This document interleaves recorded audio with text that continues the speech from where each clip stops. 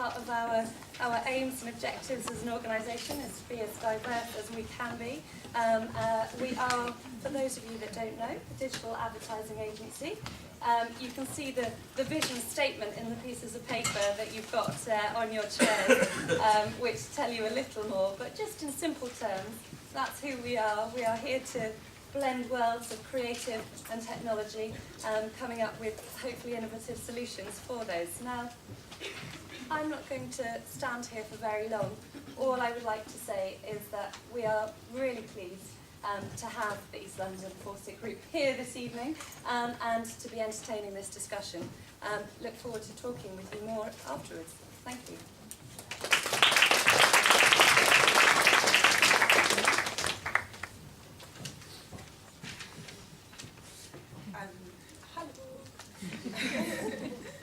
My name's Lila May. Myself and Emily Philp have been putting this campaign together. It's really wonderful to see so many people here from different parts of the media, from different parts of the ad industry, and also people who are not connected to the ad industry at all. Just quickly to say that the East London Fawcett Group is a completely voluntary organisation. We rely on people donating their time and their resources to us to be able to put these events on. So we really want to thank Sapient Nitro for doing this completely for free for us. The other reason that we have the bar outside as well, they've done completely for free, so thanks so much to them. Just to put this into context a little bit, one of the reasons this campaign came about is that a couple of ad campaigns happened last summer. One of them was by FemFresh and one of them was by the European Commission. In both cases, they put out messages that women really disagreed with. The FemFresh one was renaming women's vaginas with words noonie and la-la and frou-frou, which people really didn't seem to like. And the other one was the European Commission, which was their, I don't know if you saw it, was the Science It's a Girl Thing ad. It was dripping with pink. It had women in heels, in lab coats, and like a really hot guy behind a microscope in order to like attract women into scientific careers. They replaced the I in science with a lipstick. Equally didn't go down particularly well. The fallout of each of those campaigns were different. One of them went well, one of them went badly. But what they proved is that even though advertising has come a really long way from the stereotype of the 1950s housewife, there are still clear gaps in communication between brands and advertisers and women. And what we really want to do with this campaign is explore how women are portrayed through advertising, how this affects gender bias in society, but also look at the machinations behind advertising and what research goes into advertising and where ideas come from and where the responsibility lies between brands and advertising agencies when they're putting together pieces of communication to then speak to women. And we also think that it's really important to look at women's roles in advertising and how we can improve these things. We have an incredible panel of speakers here, and we're so delighted to be joined by all of them. Social critic Bonnie Greer is here. We have Andrew Cracknell, the author of The Real Mad Men. We have Gail Parmenter, who is the creative director of a marketing consultancy that specialises with connecting brands with today's women. We have Heather Alderson, who's the managing partner of ad agency Vogel Haggerty. And we have Rory Ahern, who is the partner of Rubber Republic and behind the Bodyform The Truth YouTube ad. And Emily, who's doing a wonderful job chairing the panel. The girls very kindly put together a couple of reels of ads that portray both women and men, and we're just going to have a look at that and then go into the panel discussion.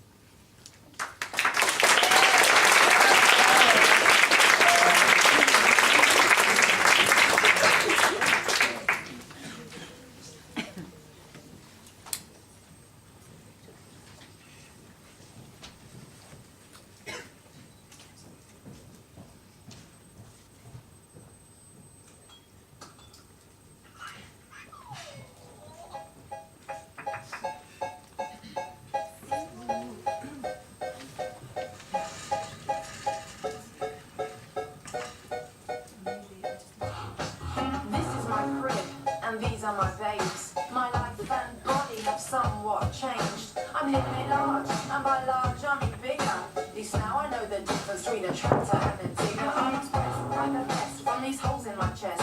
Wear my nursing bra like a bulletproof vest. Got my bitches at my side and my hose in the back. I swap my sexy handbags for a snot-stained sack. My decor was smart, my taste was extra picky. Now my surfaces are cluttered and nearly always sticky. Work versus home is a mental combination with my elbows deep in. Sorry guys.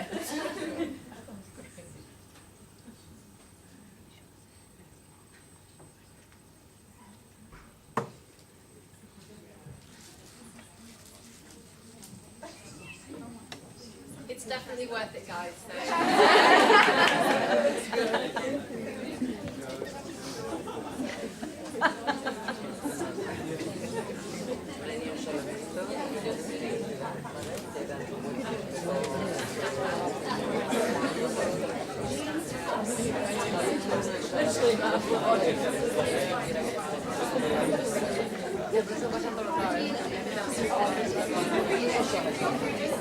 Siempre.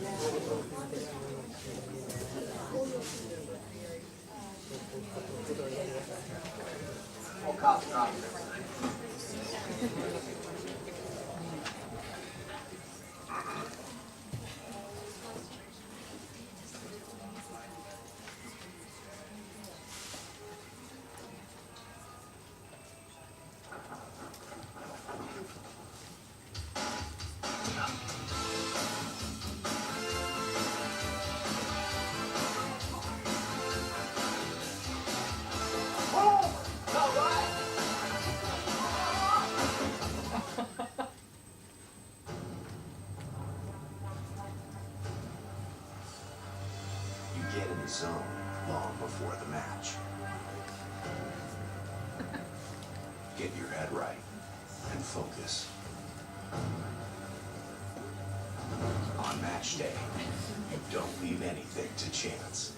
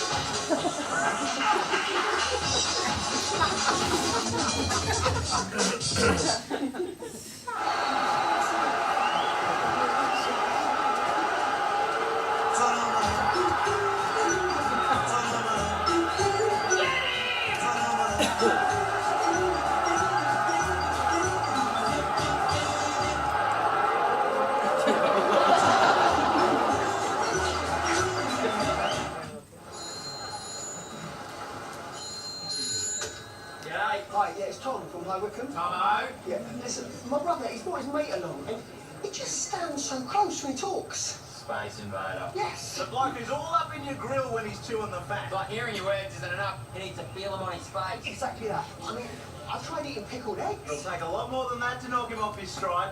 Seriously, you want to be one of these leaners, you got to become a shouter. Just shout out like he's in the next state. Thanks, I'll give it a go. Thank you. All right, give it a red hot crack, mate. But your grand's loving this, isn't she? But with Barclays' new flexible bonds, you can now access some of your savings without being charged.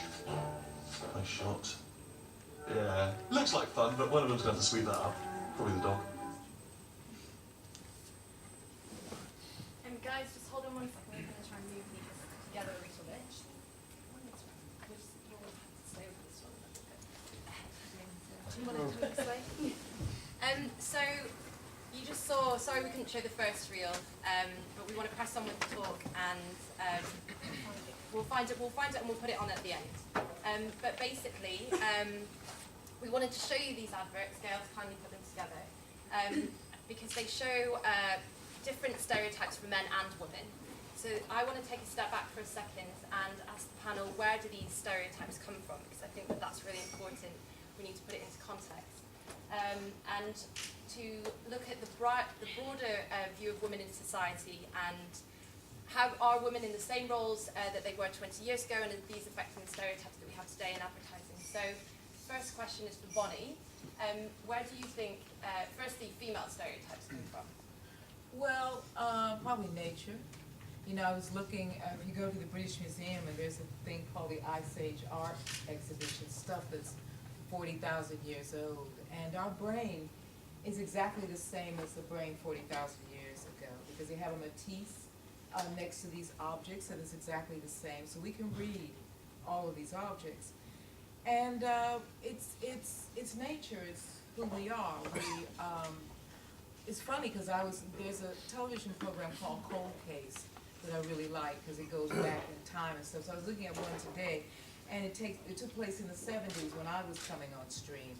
And it's easy to forget the way it was in the 70s where you guys would know, but then, you know, your career aspiration was to be a Playboy bunny, and it was okay to walk around with a little thing on your butt and the ears. And guys were having, you know, beards and hair and being very macho and stuff. And that was the first wave of feminism, so, of modern feminism. So I think it comes from nature, and the fact that, and I mean, this may sound very strange, and I can't be very subtle about this, but women attract, and men go out.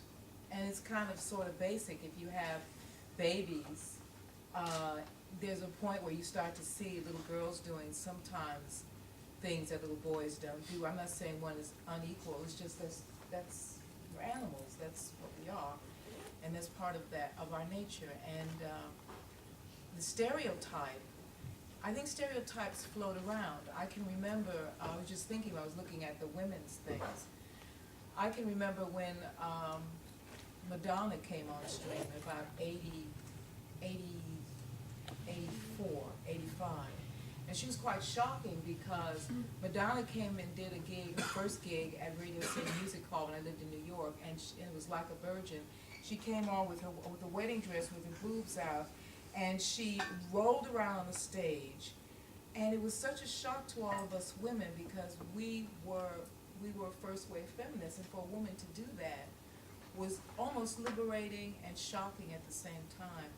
And so in a way, for you guys, I think Madonna launched a kind of image, and for women that you had to contend with, that one had to contend with. And because I can see the demarcation from before Madonna and after Madonna. She really broke that. Okay. Sure. Thank you, Bonnie. Andrew, if we can go back a little bit and put it into the historical context of advertising, can you talk a little bit about where the first female stereotypes came into play in advertising in the 1960s? Before I do that, I just want to make a personal observation. The last time I saw Bonnie Greer in a public forum was question time, and sitting here in this position with Nick Griffin of the BNP.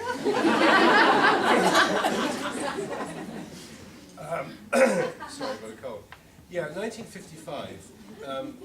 I can talk about. I'll talk a little bit about stereotypes to start. I'm going to give an industry perspective, which is not necessarily an excuse; it's an explanation. Stereotyping is essential in advertising. It's almost impossible not to stereotype because you have so little time. If you're writing a screenplay, you've got 60 minutes to establish a character. If you're doing a television commercial, you've got about 3 seconds to say, who is this person, what do they do, what do they like, what are their tastes, etc., etc., etc. A press ad, it's even more difficult. You've just got one picture. So it is essential that you have this toolbox of stereotypes that you can say to the viewing public, it's you we're talking to in your role as a businessman, a businesswoman, a housewife, a sports fan, a sports player, a car driver, whatever it is. So stereotyping itself is not wicked, it's actually essential. The real question is then, how do you stereotype and how do you do that with sensitivity? I'll bring that to one side. Just a quick historical perspective, which is quite a lot of which I learned when I was researching my book, but a lot I knew anyway, because I started in advertising in 1968. The big watershed in this country is 1955, which is the birth of commercial television. I wasn't there then, but I know people who were, quite a few creative people were sent to New York, to their agencies in New York, to learn how to do television advertising. And American advertising has always been much more robust. American society has always been much more sales-oriented, has always accepted the salesperson much more than we have. It's always been a rather dirty business in this country, selling. In America, it's much more robust. So the television advertising, that first wave of creative people learned, was very robust, very didactic, not particularly sensitive, very much monkey see, monkey do sort of stuff. So that's what we're learning, that's what we're picking up. Secondly, whether you like it or not, it was women who mainly bought the household goods, who bought the food, etc., etc., etc. So most of that advertising was aimed at them. Third, this happens to coincide with an era when there's a whole new range of products coming onto the market. I don't know how many of you know who Faye Weldon is, but she was a very famous novelist, writer, feminist. She was a writer at Ogilvy and Mather in the 50s, and she told me that one of the great things about being a writer then was there were so many new products coming on the market, like, say, hair conditioner. Nobody knew what a hair conditioner was. It needed explaining. So there was a real need for the craft of copywriting. So the advertising had to be much more didactic, much more instructional, much more, this is what you have to do. And the final point that made this all so dreary was that this was also the growth of the supermarket. This is one thing I learned when I was researching the US at the time, is that up until that time, in the mid-50s, I can remember my mother would go into a shop and she would be helped by the guy who owned the shop or the assistant or whatever, what's this, what's that, what do we do this? Suddenly there was no help. You went into a supermarket, bewildered by choice, because again it was the growth of brands, growth of choice. You had to make your own mind up what you were going to buy. The only place you could get that help was from advertising. So once again, advertising needed to be much more didactic, much less emotive, much more fact-based, much more boring, and because most of it was aimed at women, women took the brunt, and maybe we'll get to a discussion, so why has it taken so long to change? Other people may be better equipped to tell you that, but that's a historical perspective. Thank you, Andrew. I think that Gail could actually jump in here and talk about if women's role in society has moved on, if women have more opportunities nowadays and are more equal to men, let's put that for a second. Is advertising turning the clock back on women? Because as we see from that ad reel, there's a lot of stereotypes of women which is quite negative. And so, do you want to kind of jump in there and talk about that? I think it's really interesting because in times of recession, and to add to a historical perspective, throughout history things have changed because of wars. And after the Second World War, it coincided with advertising, as Andrew's described, becoming more to the fore. But the women had all been working while the men were at war. And when the men came back from the war, it was really essential for our economy and the way our patriarchal society works to have the men get back into jobs, and for the women to, of course, replace the depleted population that happened during the war. So it's really quite important to have women reassume their role, even though they've been out working. And what happened at that time, because of industrialisation and because a lot of the men coming back from the war went into business instead of the military, which interestingly is why we have a lot of military language, especially in advertising. I mean, in our briefs, it's always target market and penetrate the competition and defeat. It is very military language, and it does actually hark back to the fact that a lot of the men came from the military to go into business. And this concept came out of the breadwinner wage. And the breadwinner wage has an awful lot to answer for, because it's what's still very ingrained in our society today, which causes women's jobs not to be as valued. Because the breadwinner wage, but I can never say that, good job I haven't drunk tonight. Even men resisted it, because if you think about that burden for a man, it's a concept of masculinity that can be quite damaging to men, because it means that it's their role in life to support the woman. Therefore, her role in life then becomes to spend the money.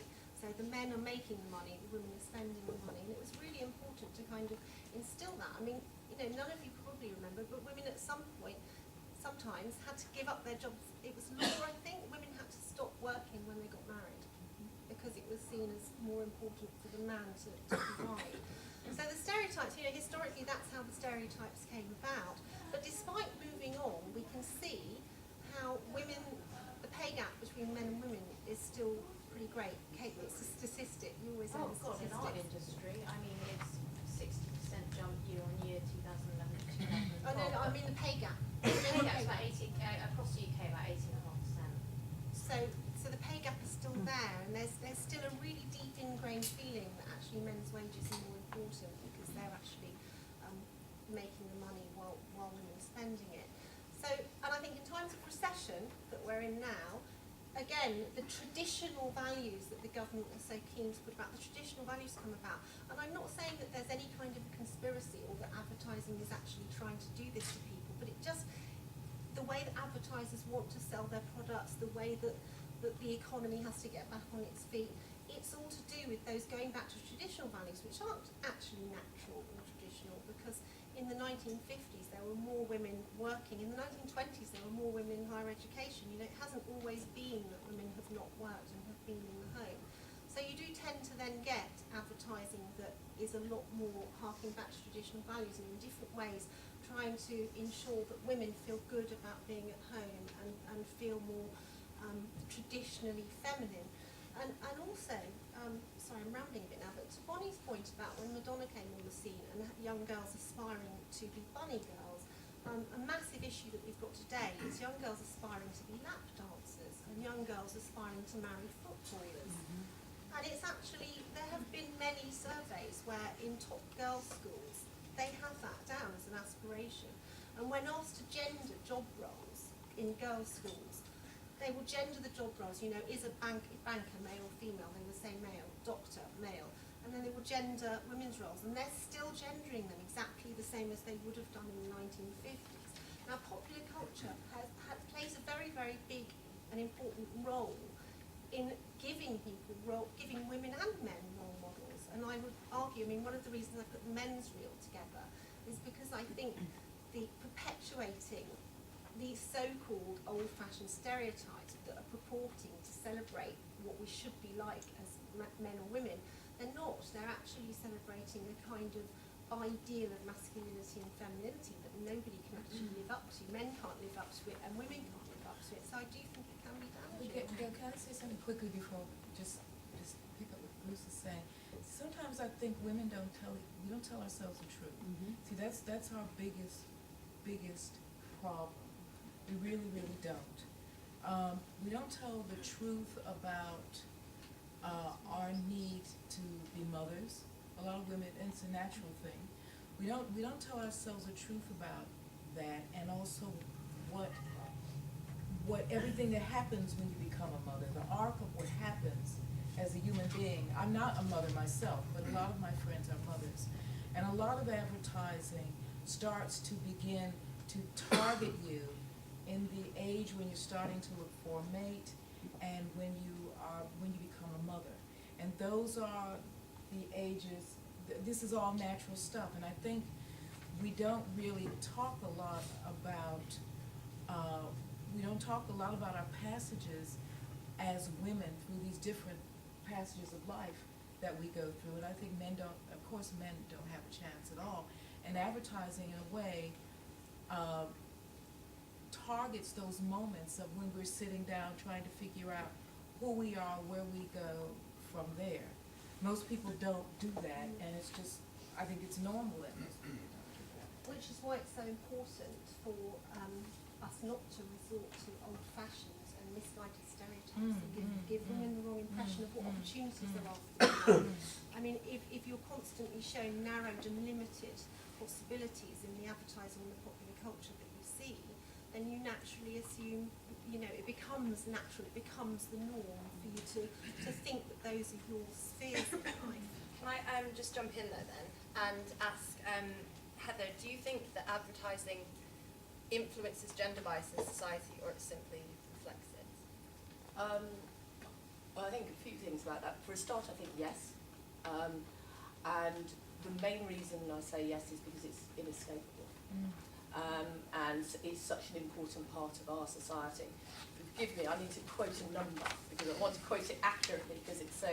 There's a colleague of mine very kindly calculated for me that if the average woman or man sat down and had it as their job to watch all the advertising that they had been exposed to in their life from the age of 4 through to 40, they would be sitting down, just hold this a minute, sorry, I've buried it somewhere. They would be sitting down and watch it for 1 year, 9 months and 20 days. So by the time you're 40, you have been exposed to 1 year, 9 months and 20 days worth of advertising.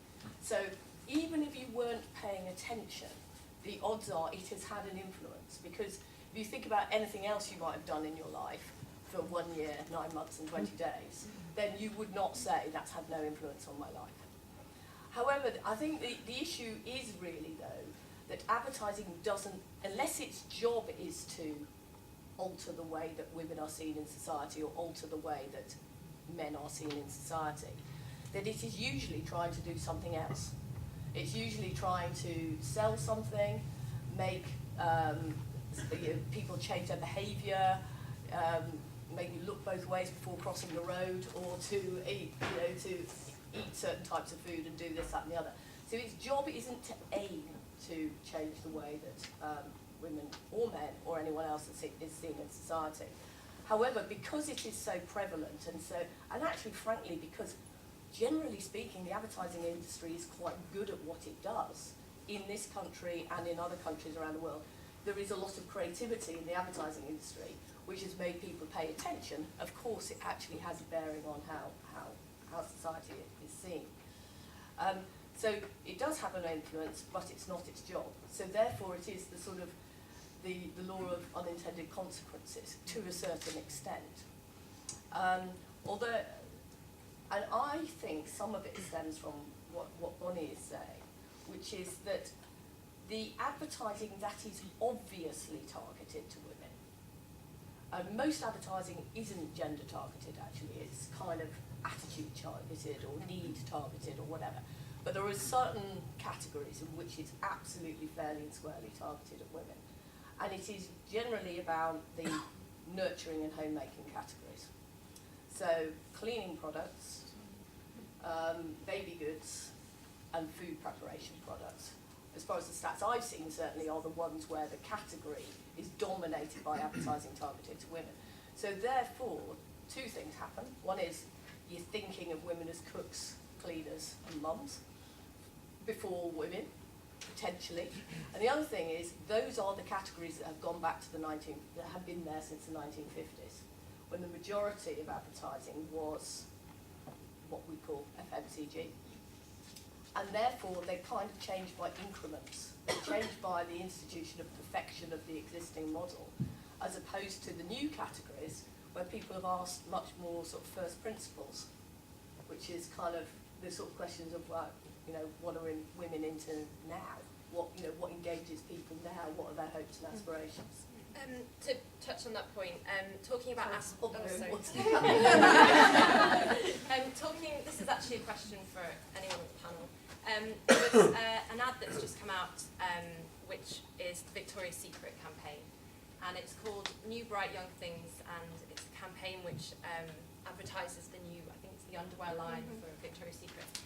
It's very obviously targeted at young teens because it has kind of, well, that's, I don't want to say that's my pimp, but it has young teens in the ads. I just want you guys to talk about that for a second because this is a very kind of direct targeting to a certain age group, young girls, and they're aspiring to this, or what do you think? I mean, Rory, do you want to pick this up? I can. I haven't actually seen the ads. Okay, Ben, have you seen the ads? I mean, I know Victoria's Secret. Yeah. Well, no, I've seen it. Okay, Yeah. Well, they are featuring extremely young girls, very, very sexualised, having a come-on to camera, essentially. And then the actual knickers that they're selling, things like, I dare you, come on then, feeling lucky. That's rape culture. I'm sorry, that's really irresponsible advertising. Can I say something, because I just want to bring it close to home, because in a way, none of us are, we shouldn't, I mean, one of the ways that we can answer some of these questions is actually look at ourselves. I mean, 85% of you in this audience are dressed exactly alike. Now, that's an advertising pitch that's been made to you. Now, I mean, I'm, you know, obviously American. I've lived in New York. I know you're all Londoners. If I saw you and you didn't have a sign, I knew not only are you're Londoners, I know you were in the media or media related. You guys got a uniform on. Now you have to ask your hair is a uniform and your clothes are uniform. Now you have to ask yourself, and I think that can answer some of the questions that are being presented, why? What is it doing for you? What is it about? And that's one of the things I think that advertising addresses. Now this Victoria's Secret ad, which I haven't seen, which sounds, you know, atrocious, is obviously speaking to a desensitized childhood where, I mean, I've taught in schools where kids look at porn, they look at their parents' porn. When their parents are asleep, any 4-year-old knows how to get the stuff out and turn it on, look at it. They look at it. That whatever Victoria's Secret is doing, it is telling us something about a reality that we may not want to look at. And the question is, for me to have that kind of image, I find it, you know, it's got to be stopped and disgusting. But obviously for a 4-year-old who's looking at daddy or mommy's porn when mommy and daddy are asleep or whatever. I agree with Bonnie that it's a wider issue, but can I just give you, I've just recently written an article for marketing about sex in advertising, and it's really, really quite strange because when sex is seen through the male gaze and through a male lens, then sex is okay, you know? But whenever it's actually on female terms, about female pleasure, it usually causes outrage, and I was really astounded that something like Victoria's Secret can go out with you know, come on, fuck me basically, and the knickers for young girls. There was an ad for the Ann Summers Rampant Rabbit. Now we all know what that is, don't we, ladies? And essentially, there was an illustration, a lovely illustration of a mermaid, and the line was, wave after wave of pleasure. And that was banned because it was seen as offensive. So the line where what's offensive and what's not offensive is very much drawn through a male lens, with masculinity being the thing that judges what's offensive and what's not offensive, which I think does give us problems. And I think that, you know, going to come on and talk about femcare, you know, femcare, who gets embarrassed by femcare? You know, it wasn't allowed to be on our TV screens until 1990, which is quite astounding really, for us to believe. Periods and women's bodily functions are very much seen through the male lens. You know, our bodies are a problem, fix it. Men don't like to think about yucky stuff, which is where I know that our friend over here is going to talk about. That one, yeah. You know, feeding onto that, it is that thing that, you know, we want periods, we don't want women to have periods really, we don't want to know about it, so all the products and the advertising is aimed at women pretending they don't have them. Do you want to talk about body format? Yeah, I mean, I guess that's exactly where it came from. I mean, we do, we call sort of sort of social content, video that's designed to be shared.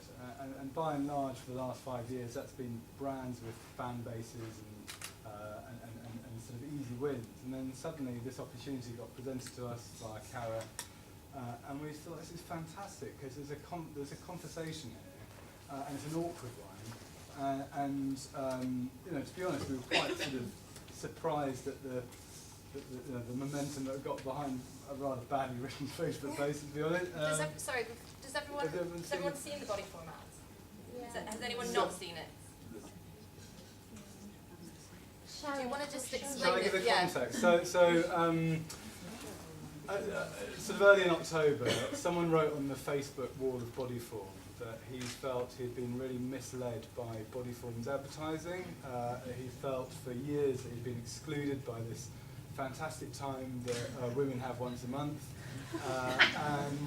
Finally, when he did get a girlfriend and was hopefully, you know, going to join her in this fantastic time once a month, found out that the reality was quite the reverse.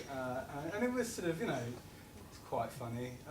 But it sort of became viral. People started to like it, share it, and it had a sort of momentum, got picked up by Mashable. Karen Bodyform realised, yeah. We'll show the response ad now.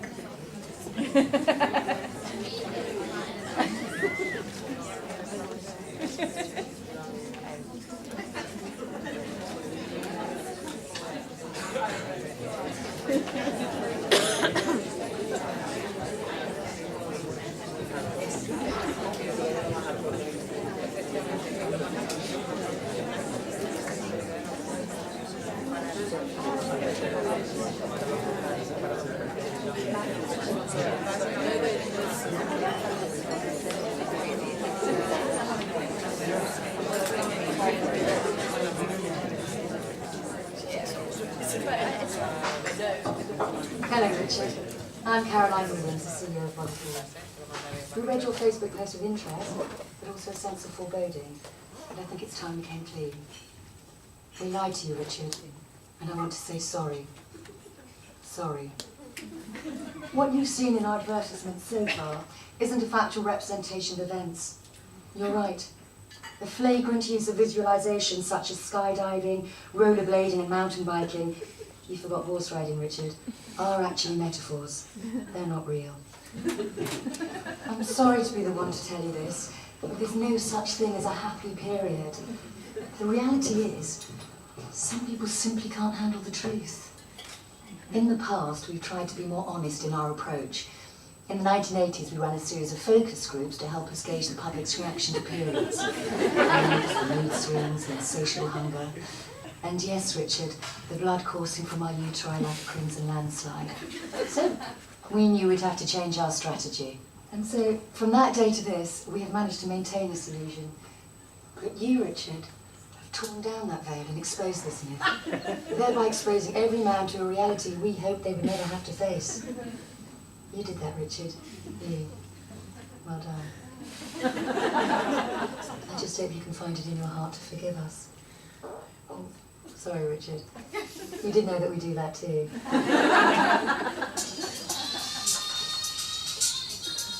Hello, Caroline Williams.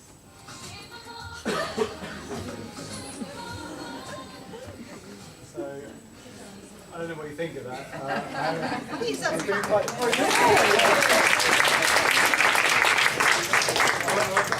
I'm a bit nervous tonight because my colleague Tiffany's going to be sitting here. I think she could field some of these questions a little better than I can. But I think what we got excited by from a creative opportunity was here was a brand that was desperate, had no social voice. No one really wanted to go to the Bodyform Facebook page. No one wanted to talk about it. No one wanted to talk about it. You know, as you were saying, Gail, it was a sort of a taboo. And here was an opportunity to sort of go, come on, this is ridiculous. Let's just talk about it, and let's address someone who's tried to sort of, in a nice, gently troll body form, and give it back to him, you know, with both barrels. And I think the reception has been, you know, has been very positive and sort of humble as well, because body form were ridiculing themselves as well as, you know, trying to sort of make Richard a size humble pie, but it's made them think about how they should advertise, and I do think I think it's actually quite an exciting time for young women. I think that the moment that feminism isn't the word that it wasn't, you know, in the past. And my neighbour saw that, and she posted it on Facebook, and then she was saying she was defending it. And she went, I never felt I was, you know, I didn't define myself as a feminist, but social media means that you share your opinion and you get very, you know, there is a platform now, and advertising has to sort of listen to that. Because before, you know, we would, and I worked in it as well. So you would work in a sort of in a myopia really, where it was focus groups and it was received wisdom and it was sort of pen portraits and you know, Adland existed. Whereas now, what we try and make are bits of content that will go out, and we know people are going to comment on it, and we know people are going to not like it, and we know hopefully a lot of people will like it, and that depends on listening to sort of those communities. I mean, Jezebel would be like, that's you know, when we're doing stuff for women, it's like, would Jezebel approve of this? Would they like this? And it's sort of the evidence is there, the community is there, and it's a question of listening. I think great advertising has done that in the past and will continue to do that. And brands that have a sense of mission. I mean, Nike's doing really interesting things with you know, women's issues and you know, other brands and other spheres, when they're taking on that sort of sense of purpose. I think that's very exciting. Can I just jump in there with the question? This might be a bit contentious, but do you think there's a risk of overreacting to a vocal minority online? So do you think that with social media, if advertisers are listening to the feedback they get online, that it's only coming from a very small community of people and it's not reflecting the wider view of society? I mean, maybe, Bonnie, you want to... I think, what you're saying, I mean, this is where it is now. It is about online, it's about Twitter, it's about Facebook, it's about all these social media organs and being able to read them properly. See, that's that's the big thing now. You know, you can get a campaign going on Twitter or Facebook, and anybody can do that. I think and I'm not an advertising person, but just to sort of think about how it's about talking to people and about how to get them to not only buy what you want them to buy, but see things. It's deeper than that. It's see what you want them to see. Because now people are making up their own minds, they're intervening in their own experience.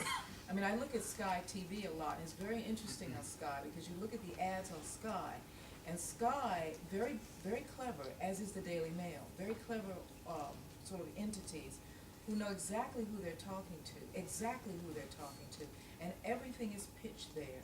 And I think social media is now creating an environment where one has to constantly sort of fish in the stream of it. You know, what's out there now, what matters now. So I think in a way, all of the sort of Victoria's Secret, those are very old-fashioned even approach as to even how to deal with anyone. I think it's extremely old-fashioned. It isn't, if they put little girls in knickers with no Crocs, they're not talking to little girls, who are they talking to? And those kinds of ads, I think, kind of get wiped quite quickly. They just leave people's consciousness. I think the question is, for your generation, is how do you capture social media for the purpose that you want to capture it for? So it's almost about knowing, what do you want to do? Because I think men and women of your generation are at the point where it's pretty much up for grabs. I mean, they're sort of arguing in America about equal marriage, And most people don't have that kind of argument in their lives anymore. It's not any like big thing. Race isn't a big thing anymore. None of this is a big thing. So it's how do you grab what people are really feeling, which is what advertising's always done. What are you feeling, and how do you create a environment in which people want to be able to not only express what they're feeling, but have some of what you want to give them. And Nike is very, very smart about that. I mean, just to sum this up, and I love talking about digital.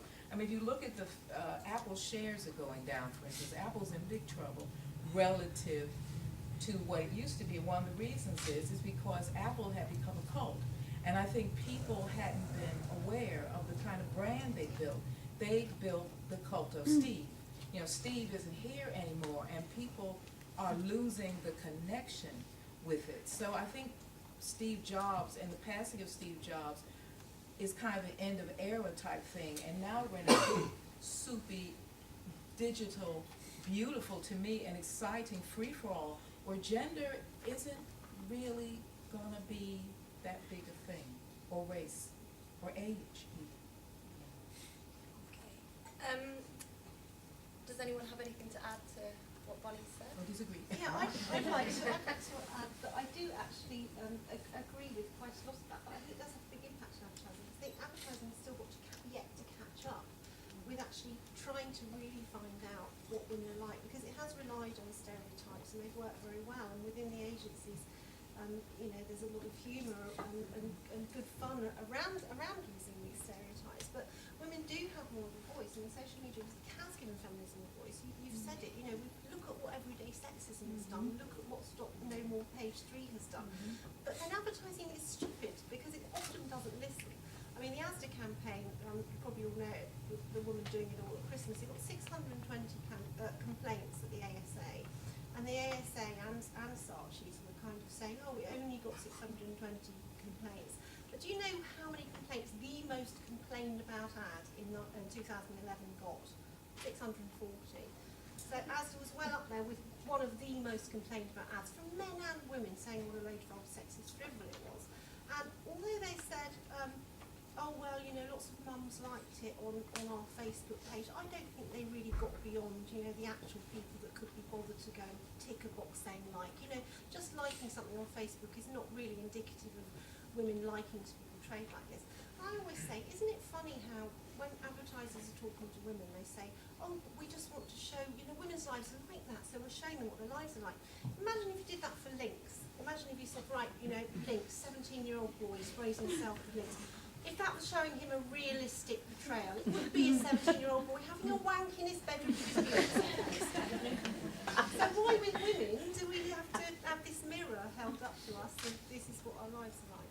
Yeah, not all ads are like that, but there are quite a lot, and I think it's lazy, and I think advertising's got to really, really try and, you know, just get with what's happening. There's diversity everywhere. We always say at Mad Women, it's not about advertising to women, it's not about marketing to women, it's about advertising to people who happen to be female.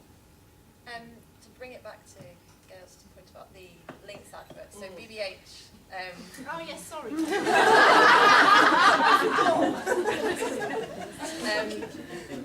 But I like the Lynx. Yeah, so well, that's very good. So why do you think the Lynx adverts are quite popular in a way? Not popular, but they kind of everyone knows the Lynx adverts. They kind of they know what they're like. They're quite anyway. You talk about it. That wasn't the point I was making. No, I know, but I will that's talk fun. about it. That's fun. You see, it shows the boys fun. Why don't they show women instead of showing women having their shit live? Why don't they do something fun?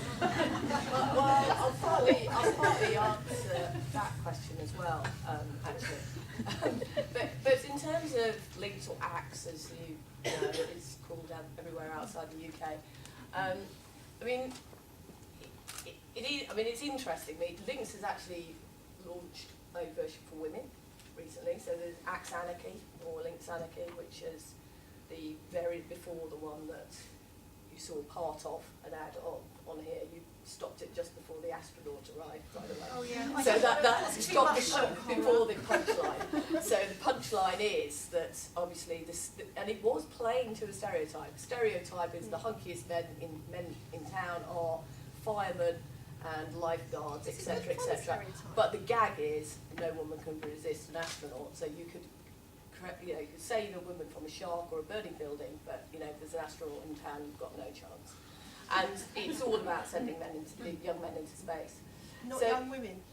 No, because that is a male variant. But Axe Anarchy, it was interestingly the response to the fact that young men and women are now living in much more co-ed society.